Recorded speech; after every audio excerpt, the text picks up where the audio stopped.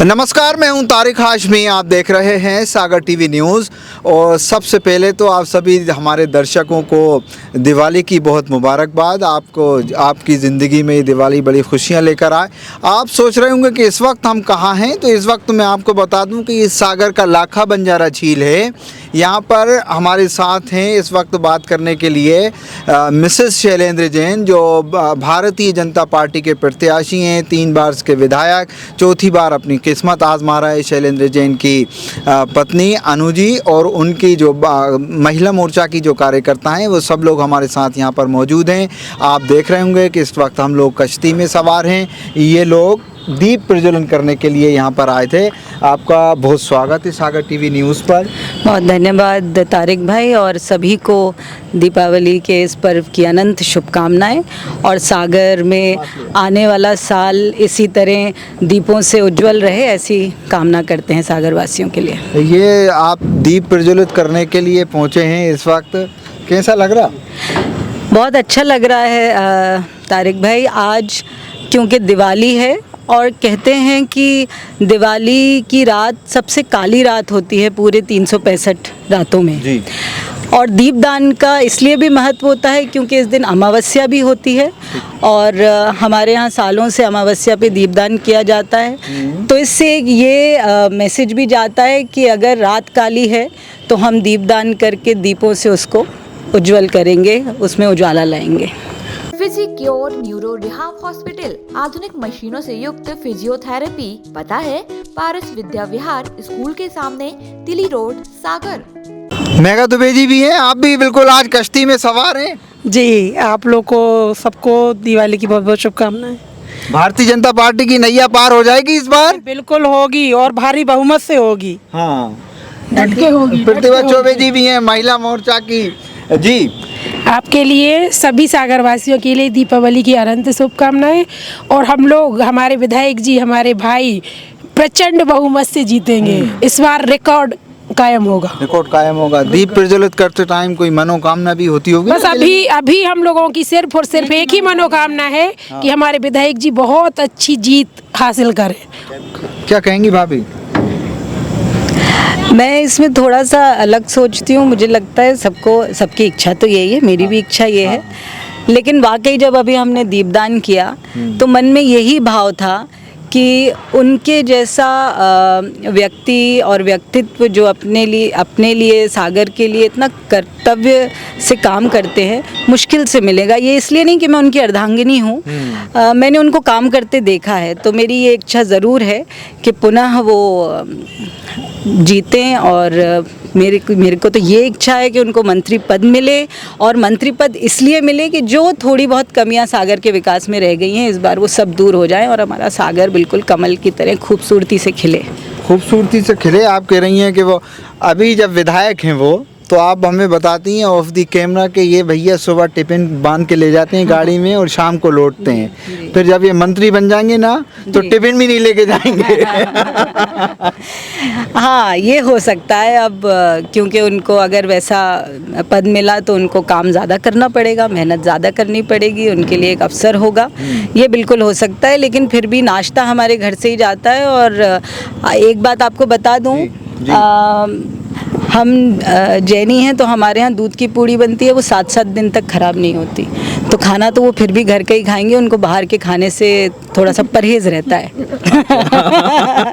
क्या नाम है आपका? रूबी। हाँ, पार्षद है ना।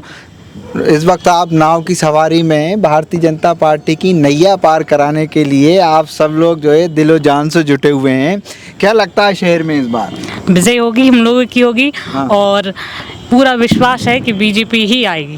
बीजेपी आएगी पक्का? बिल्कुल। शैलेंद्र जी जीत रहे हैं? जीत रहे नहीं, वो तो जीत चुके हैं। बस ये चाहते कि इतने प्रचंड बहुमत से जीते कि इस बार हम लोग मंत्री जब वो बन के आए, हम लोग उनका बहुत धूमधाम से। अच्छा, शैलेंद्र जी, जब आप जनता में जाते हो तो शैलेंद्र जी के बारे में क्या बताते हो?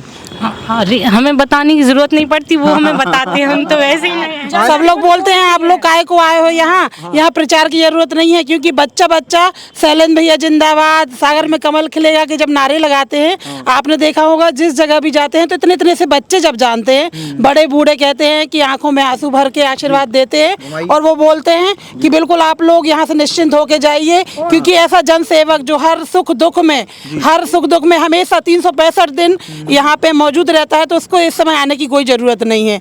तो ऐसे जनसेवक कभी ना मिले हैं और ना मिलेंगे।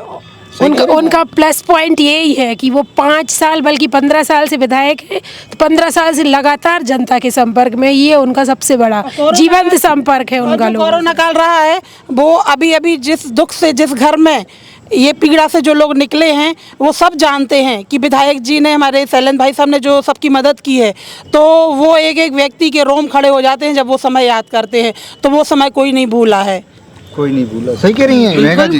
बिल्कुल यही है, और हम लोग को बताने की जरूरत नहीं है। वहाँ हम तो पहली बार से हैं, जनता खुद बताते हैं। हाँ। वो खुद बताते हैं। संपर्क करने हम लोग जाते हैं, लेकिन उनकी उपलब्धियां जनता बताती है। उनकी उपलब्धियां हम लोग तो जानते ही हैं, क्योंकि हम लोग भारतीय जनता पार्टी हैं, लेकिन आम पब्लिक बताती है कि विधायक जी ने क्या क्या किया। सही है। ये सही है तारिक भाई, क्योंकि अभी कोविड की बात हो रही थी तो मुझे ध्यान आ रहा था, बीच में जब सेकेंड वेव थी या थर्ड वेव थी, एक इंजेक्शन की ज़रूरत पड़ रही थी लंग्स को थोड़ा बूस्ट करने के लिए।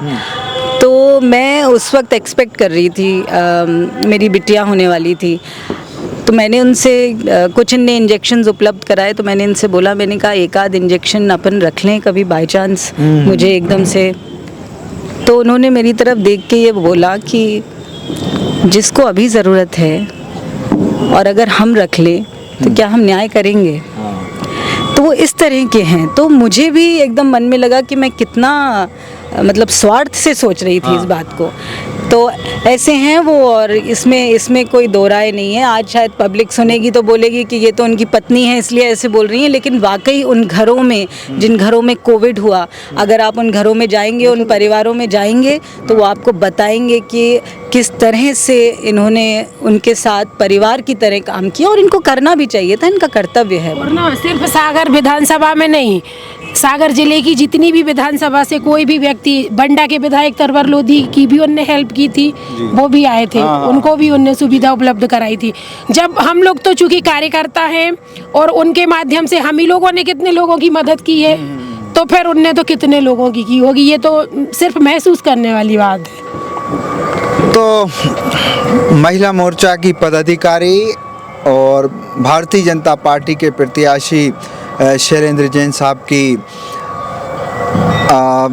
बेगम साहिबा इस वक्त हमसे मुखातब थी, और वो यहाँ पे दिए छोड़ने के लिए आई थी, क्योंकि एक मनोकामना भी रहती है, और उसी मनोकामना के साथ मुझे चेतन भगत, हिंदुस्तान के बहुत बड़े राइटर, उनकी बात याद आती है कि जिस तरह किसी ख़ास मौसम में कुछ फूल खिलते हैं, उसी तरह चुनाव आने पर राजनीति भी अपने रंग बिखेरना शुरू करती है। तो इसी तरह के कई सारे रंगों से मैं आपको रूबरू कराऊंगा इस चुनाव के दौरान। हालांकि वक्त कम बचा है, लेकिन जितना भी बचा है मैं आपको इस तरह के राजनीति के रंगों से रूबरू कराता रहूँगा। इस पेशकश में इतना ही, बहुत बहुत शुक्रिया। फिजिक्योर न्यूरो रिहाब हॉस्पिटल आधुनिक मशीनों से युक्त फिजियोथेरेपी, हृदय, डायबिटीज, थायराइड, हड्डी व जोड़ रोग विशेषज्ञ, न्यूरो संबंधी रोग, मनोरोग विशेषज्ञ, स्त्री रोग विशेषज्ञ, आपके नगर में अनुभवी एवं प्रतिष्ठित विशेषज्ञों की टीम। पता है पारस विद्या विहार स्कूल के सामने, तिली रोड, सागर।